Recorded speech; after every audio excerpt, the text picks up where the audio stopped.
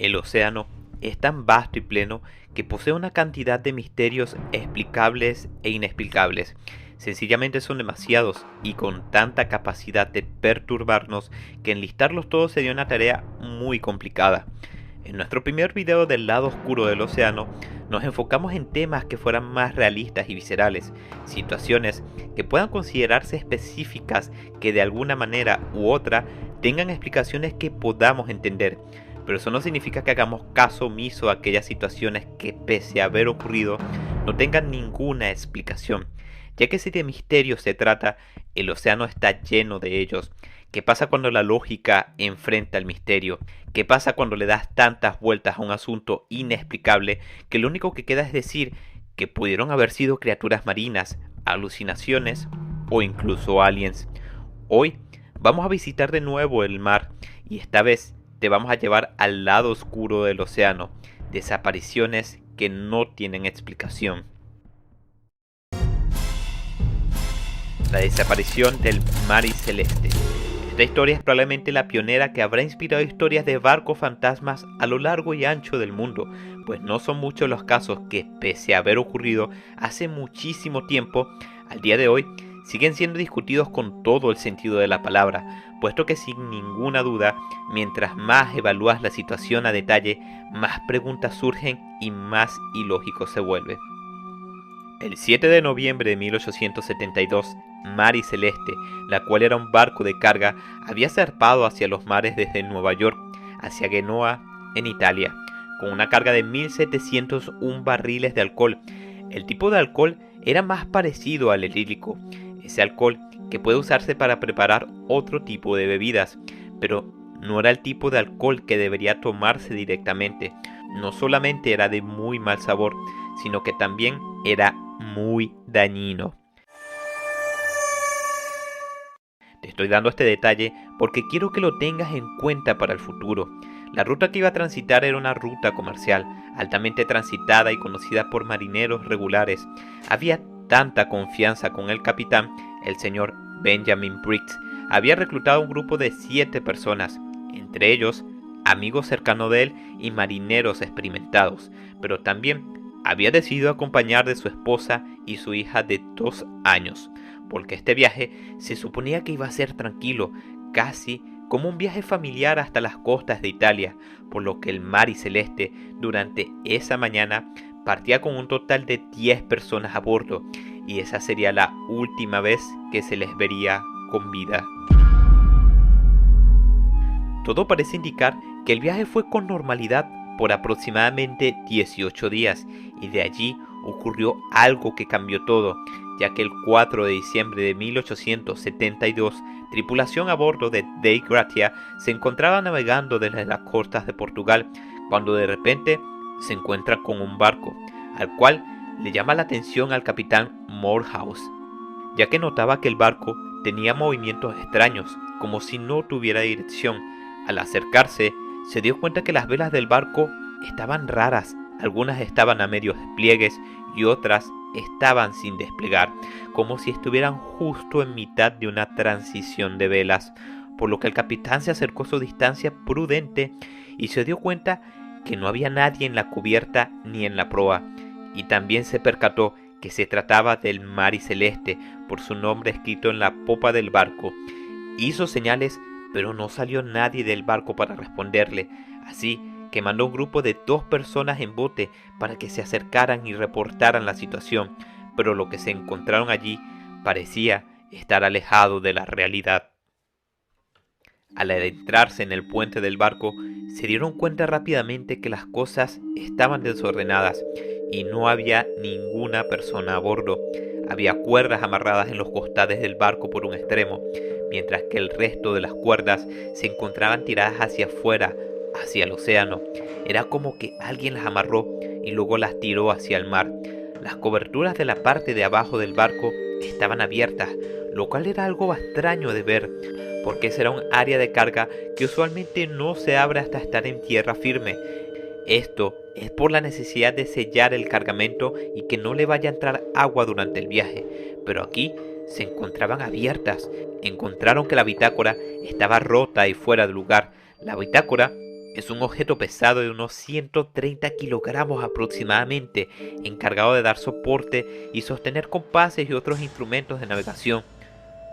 También se encontraba allí una varilla de sondeo en el suelo de la cubierta, el cual es un instrumento sencillo utilizado para medir qué tanta agua hay dentro del barco en caso de que haya que activarse algún mecanismo para sacar agua desde dentro del mismo. Faltaba el bote salvavidas principal. Este detalle es muy importante. La cuerda encargada de sostener el bote salvavidas se encontraba cortada, es decir, no la desamarraron. Quien sea que haya ido en el bote lo hizo tan apurado que no desamarró la cuerda, sino que la cortó. Además, al revisar la cabina del capitán, encontraron un registro del viaje. El registro del capitán Briggs tenía descritos detallados por hora de todo lo que ocurrió en el barco y hasta el momento de la última entrada correspondiente a las 8 de la mañana, el día 25 de noviembre, todo parecía normal. De nuevo, la tripulación al bordo de Dei Gratia encontró el Mari Celeste el 4 de diciembre, por lo que esto pasó 9 días después de la última entrada dentro del registro del capitán Briggs, y debido a que el capitán escribía en cada hora lo que sea que haya encontrado dentro del barco, tuvo que haber ocurrido entre las 8 y las 9 de la mañana del 25 de noviembre. Debido a que en el registro del barco se encontraron las coordenadas del mismo, donde ocurrió lo que sea que había ocurrido fue muy cerca de donde se encontraban, a tan solo 650 kilómetros de distancia, y todo el equipamiento de navegación del capitán Briggs también se encontraba desaparecido.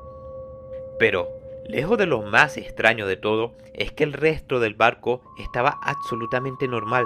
Todas las pertenencias estaban en su lugar, los barriles de alcohol también se encontraban situados al igual que las raciones de comida, suficiente como para 6 meses. Era como si nada hubiera pasado. No había señales de pelea, ni señales de fuego, ni tampoco de emergencia. Las cosas que se encontraban medianamente cambiadas podían atribuirse simplemente al hecho de que el barco tenía 9 días sin tripulación. Incluso se dice que en la cama del capitán Briggs había lo que parecía ser una pisada de un pie muy pequeño, atribuido a Sofía, la hija de 2 años del capitán, que también era una tripulante. Era como si simplemente se hubiera desvanecido en el medio de la nada y sin ningún testigo. Es así que el capitán del Dei Gratia, el señor Morehouse, al ver aquella escena realmente no deliberó demasiado, ya que decidió dividir su tripulación en 2 grupos y llevarse el Mari Celeste al puerto. Él pretendía vender todo el salvamento del barco, incluyendo el mismo barco.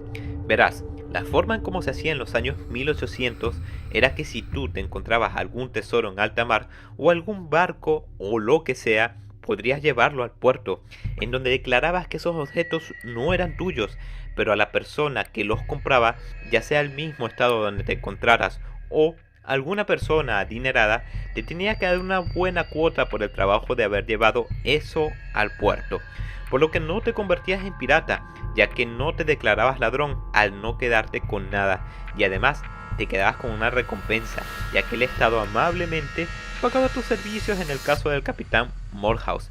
1700 barriles de alcohol etílico. Suena a una buena fortuna para encontrarse en el medio de la nada.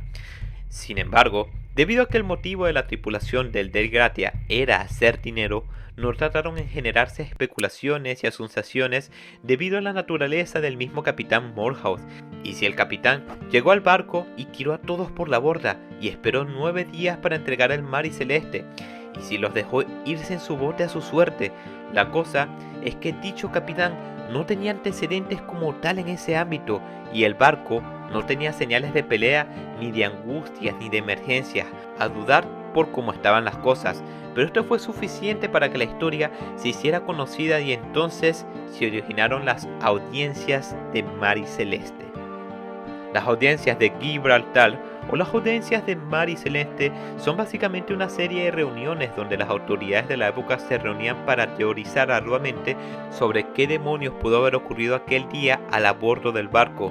Y esas teorías involucraron a personas de todo tipo, desde autoridades marinas hasta personas con experiencia en el tema e incluso familiares de la tripulación desaparecida. Todo esto debido a las sospechas de estafa, ya que se le consideraba a Morehouse una motivación egoísta debido al dinero que recibiría y por ende fabricado.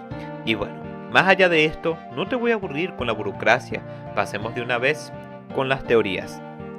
El juez a cargo de determinar qué pasó realmente era también una persona arrogante, de este tipo de personas que cuando se idean algo no cambian de parecer, motivo por el cual cuando se le metió la idea de que había alguien mintiendo o que las cosas no pasaron como se cuentan, se convirtió también en un acusador que intentaba todo tipo de escenarios a los cuales había que desmentir.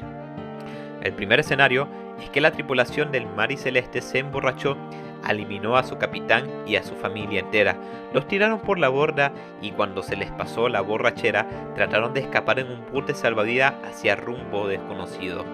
Esto no tiene sentido realmente, porque el alcohol que estaban transportando era particularmente nocivo y venenoso, de mal olor y mal sabor, aunque de los 1701 barriles de alcohol había 9 vacíos y da igual a qué pensar. La segunda teoría es que hubo una explosión etílica. Debido a la nocividad del alcohol, era esperarse que en un ambiente cerrado, como lo eran los niveles debajo del barco, se acumulaban gases que eventualmente, debido al movimiento, colapsaban, ya que eran inflamables y generaban explosiones. Explosiones que se encontraban bajo la proa. Y sí, pueden haber explosiones de ese tipo, pero no van a hacer que una tripulación de 10 personas, incluyendo a la hija del capitán, se tiraran todos por la borda, ¿o sí? Tercera teoría, los dos capitanes conspiraron. La teoría indica que ambos capitanes se conocían y planificaron entregarle el barco para la recompensa y dividirla. Aunque es posible, no había ninguna evidencia de que ambos capitanes fuesen conocidos y mucho menos capaces de hacer algo como esto. Y la última teoría es que pensaron que el barco se hundía y se escaparon en el bote. En el barco se encontraron 1,5 metros de agua en el fondo, agua acumulada porque las puertas estaban abiertas. Es posible que hayan pensado que se estaba hundiendo y hayan decidido usar el bote para escapar. Recuerda que la cuerda que sostenía el bote fue cortada, pero los marineros eran personas experimentadas y este tipo de agua interna era común en la época de los barcos de madera, y el primo del capitán Briggs dijo que hacer eso no solamente hubiese sido un grave error, sino un error de un novato asustado, cosas que no era. Entonces, ¿qué ocurrió aquí? Hay más teorías y más escenarios propuestos y evaluados.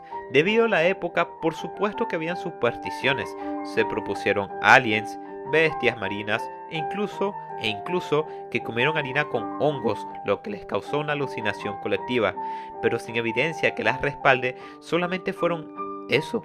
Cuando el hecho es tan inexplicable que escapa de toda lógica, solamente la imaginación es lo que se utiliza para completar el espacio que falta, y a día de hoy, la desaparición de la tripulación del Mary Celeste es sin lugar a dudas la más famosa de todas, impactante e inquietante. Pero eso pasó en 1872. Los barcos solían ser de madera en su mayoría y el mundo aún se adaptaba a la revolución industrial. No hay forma de que algo como eso ocurriera en esta época más actual, ¿cierto?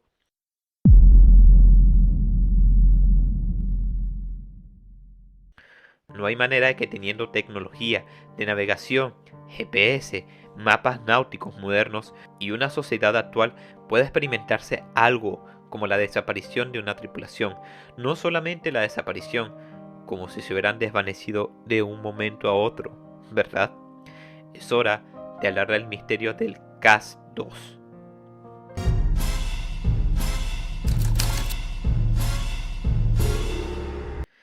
Similar al Mary Celeste, el CAS-2 era un yate que se encontraba en las costas australianas en abril del año 2007, con una tripulación de 3 personas que simplemente desapareció, al parecer en el medio de la nada.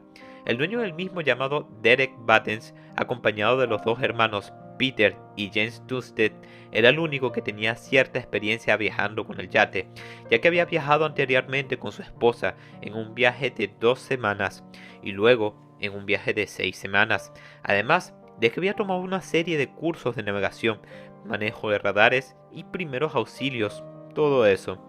Pero el resto de la tripulación, es decir, sus dos amigos, no sabían nada de navegación. Incluso se dice que no eran buenos nadadores tampoco.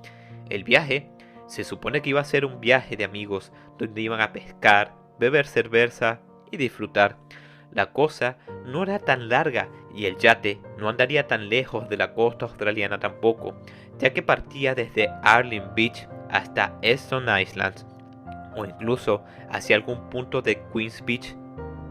Desde el 12 de abril hasta el 13, Derek estuvo cargando el yate con provisiones y preparativos para el viaje, que de nuevo no era un viaje muy largo ni muy complicado, por lo que el 14 de abril de 2007 a las 10 de la mañana partieron desde Chul Harbour, pero desafortunadamente descubrieron que había fallas en el sistema de navegación y con el curso del bote, por lo que tuvieron que dar vuelta atrás y ese mismo día llamaron al dueño anterior del yate, Grams Douglas, con el que se reunieron en Arling Beach, el cual instaló el sistema de GPS manual, arregló el sistema computarizado de navegación y los dejó listos para partir. El día después, a las 7 de la mañana, partieron desde Arling Beach, pero nunca más vueltos a ser vistos con vida. Al partir, las personas que lo despidieron dijeron que tenían buen ánimo y que se veían bien. A las 9:30 de la mañana, Peter recibió una llamada de su esposa, a la que dijo que todo estaba bien. En el fondo se podía escuchar a Derek y James burlándose de que Peter se había lastimado el pie, aunque nunca se comprobó cómo ocurrió eso, y también dijeron que estaban preparando café. Luego de eso, nadie volvió a escucharlos hablar nunca más.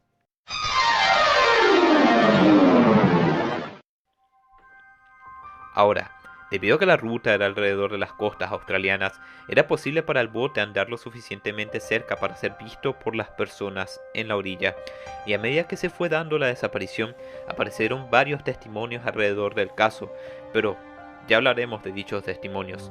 Es hora de hablarte de la desaparición.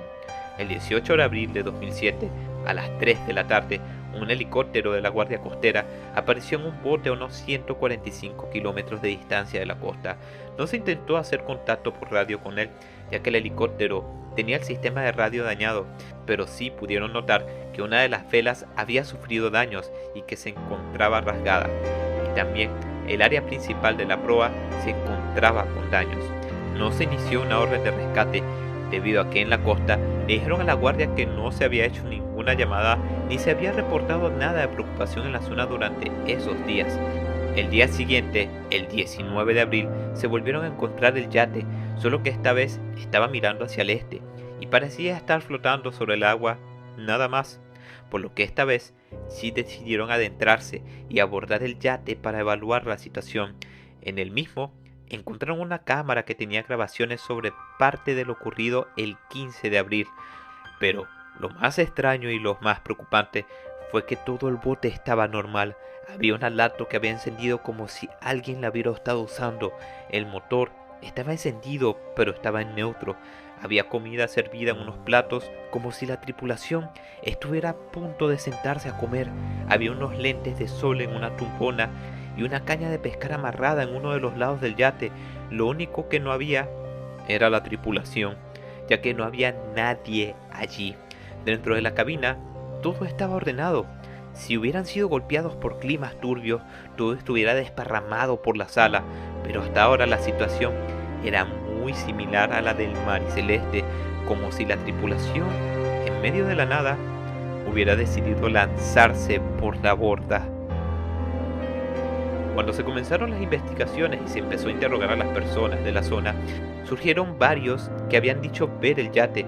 Indicaron que pudieron ver el yate proveniente del este, mientras que algunos decían que el yate de repente hizo un giro de 90 grados y comenzó a andar en línea recta hacia el mar.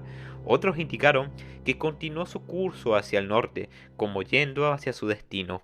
Incluso se recordó información de unos pescadores de Darling Reef que dijeron haber visto un yate andando por los arrecifes, pero que no les preocupó porque pese a tener una vela rasgada, parecía andar muy bien y que no tenía rumbos erráticos. Cabe destacar que los arrecifes de Darling, queda un poco más de unos 100 kilómetros de Queens Beach. Cuando se revisó el GPS para buscar la ruta exacta que había recorrido el bote, se dieron cuenta que estaba configurado para ahorrar memoria, lo que significa que el GPS iba borrando automáticamente los registros que cumplían los 2 días de edad, por lo que cuando lo revisaron el 20 de abril no había información alguna de lo que ocurrió entre el 15 y el 18 de abril, los días más importantes con respecto a la desaparición. ¿Qué le pasó a la tripulación al borde del CAS-2? Es imposible de saber, pese a que había una grabación videográfica, pese al uso de GPS, herramientas de navegación, nunca se encontró jamás ningún cuerpo. Pero más aún, no hubo búsqueda, pese a las protestas de los familiares, el caso prácticamente se abrió y se cerró el mismo día. Es como si no quisieran hablar de ello. Determinaron que básicamente las personas que estaban pescando de alguna manera se cayeron por la borda y la persona que estaba cerca decidió lanzarse para ayudarlo. Se trataba de los 2 hermanos, los que no tenían experiencia en navegación y uno de ellos tenía el pie lastimado. No sabían que al lanzarse por la borda de un bote en movimiento, las posibilidades de volver a subir al mismo es prácticamente nula.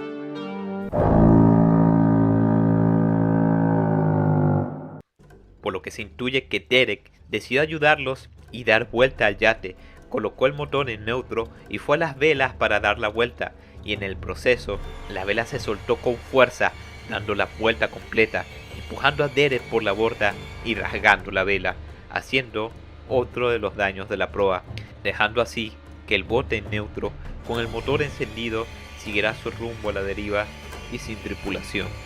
Honestamente, no sé si creérmelo, pero a falta de lógica, imaginación. El mar, en su total plenitud, alberga todo tipo de historias desconocidas. Solamente basta con mirar el lecho marino para conocer lo que es la submecanofobia, el terror que se siente cuando se ven objetos creados por el ser humano hundidos en el fondo del mar y el peso de la muerte que dichas estructuras cargan. Y no solamente me refiero a barcos o aviones, hay residuos de ciudades antiguas esparcidas por los mares de todo el planeta. ¿Cuántos de ellos han desaparecido sin explicación alguna? ¿En cuántos casos se habrá tenido que recurrir a la imaginación para buscar el motivo detrás de esos hechos? Podríamos pasar horas hablando de este tipo de casos, y si te dedicas a estudiarlos, no te culpo si terminas con respeto, pero también temor por el océano. Con eso culmina este video. Déjame un comentario de si quieres ver la tercera y última parte de esta saga de videos dedicados solo a los misterios del fondo del océano. Muchas gracias si llegaste hasta el final, y se despide de ti tu equipo del lado oscuro.